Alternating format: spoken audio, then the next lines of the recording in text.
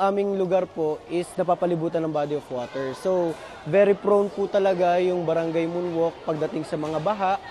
Usually, pagka bumabaha po dito sa Hayes, sa Sitio Philip, sa Scarlet Baba, umaabot po sa Bewang hanggang Lagpas Tao po. So, what we're doing right now is nagkaroon po kami ng pre-disaster risk assessment dito sa ating barangay.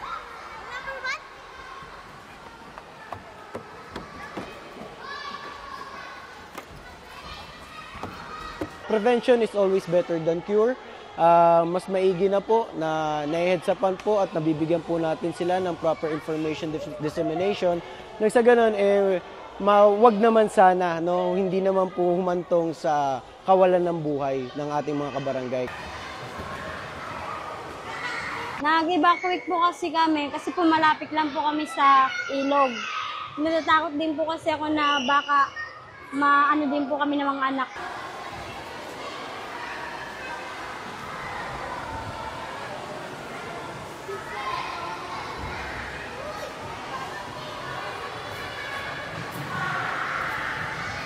Ninenervyos po ako.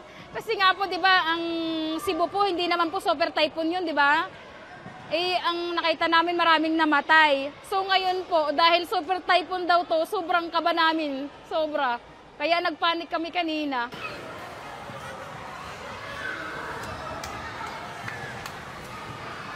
Dinadasal ko sana wag na matuloy yung bagyo kasi kawawa naman po yung mga apektadong lugar na inaabot ng baha.